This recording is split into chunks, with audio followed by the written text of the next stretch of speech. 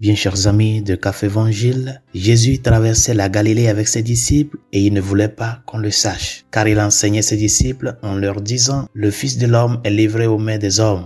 Ils le tueront et 3 jours après sa mort, il ressuscitera. » Mais les disciples ne comprenaient pas ces paroles et ils avaient peur de l'interroger. Bien chers amis, toutes les fois que le Seigneur prend l'initiative d'annoncer le mystère de sa passion à ses disciples, il le fait toujours en privé. C'est-à-dire, il ne le fait pas devant la multitude de gens qui le suivent, mais seulement à ceux qui sont proches de lui, afin de les préparer à ce moment fort-là, afin de leur dire, aujourd'hui, vous me voyez faire des miracles, multiplier le pain, guérir les malades, ressusciter les morts, préparez-vous. C'est ce même Dieu-là que vous suivez dans ce moment de miracle, de joie. C'est ce même Dieu qui va traverser la passion, la souffrance pour le bien de l'humanité. Mais il y a une chose très importante dans l'évangile de ce jour et toutes les fois que le Seigneur annonce la passion, quand il parle de que le 3e jour, il va ressusciter, toujours les disciples ne comprenaient pas ces paroles. Ils ne comprenaient pas ces paroles. Et ils se posaient la question, que signifie ce langage de ressusciter d'entre les morts? Et non pas seulement qu'ils ne comprenaient pas ces paroles, ils avaient peur de l'interroger. Chers amis, cheminer avec Dieu,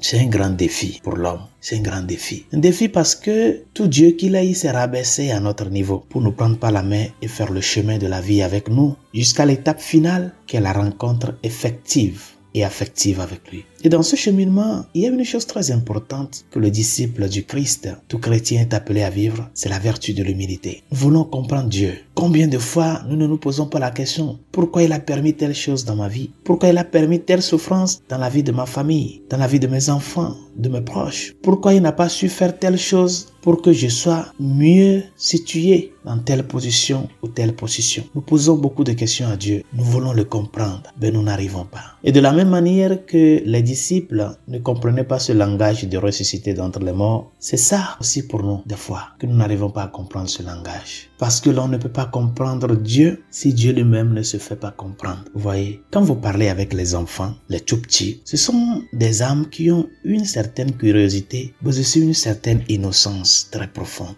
Quand un enfant te pose la question, maman, pourquoi telle chose? Peut-être il a vu quelqu'un agir d'une manière un peu étrange dans la rue. Il te pose la question, maman, pourquoi? Et souvent la réponse qu'on donne aux enfants sont des réponses très simples. Et qu'est-ce que l'enfant fait? Il a senti. C'est-à-dire qu'il accepte ce que tu lui dis. Il assume cela. Il embrasse la réponse que tu lui donnes. Bien sûr qu'après, il peut toutefois chercher à savoir de plus. Mais il y a comme un accueil tranquille de la réponse que tu lui donnes. Cela ne voudrait pas dire qu'il a compris. Mais il a fait confiance à celui ou à celle qu'il sait qu'il ne peut pas le tromper. C'est ça la vie chrétienne. Apprenons à faire confiance à Dieu que nous savons pleinement qu'il ne peut jamais nous tromper. L'attitude d'un enfant, comme il nous le dit dans l'évangile de ce jour. Demandons-lui d'être notre force. Le défi de la vie chrétienne, ce n'est pas de comprendre Dieu, mais de savoir cheminer avec lui dans la confiance et l'espérance. Il y aura beaucoup de pourquoi dans notre vie, mais ce n'est pas à nous de le comprendre tout. Mais une seule chose qui doit soutenir notre foi, c'est que malgré nos incompréhensions de ses actions et de ses choix dans notre vie, nous savons qu'il ne peut jamais nous tromper parce que nous avons confiance que sa parole et ses actions, c'est pour notre bien. Et c'est là que commence l'humilité, apprendre que nous sommes des êtres humains et lui, il est Dieu. Mais dans le cours de ce cheminement, les événements de la vie et lui-même avec son aide nous aidera à comprendre ce qu'il veut que nous comprenions. Mais c'est seulement quand il y a cette humilité de cœur, comme nous le dit la première lecture de ce jour de Ben Sirach le sage, dans les revers de ta pauvre vie, sois patient,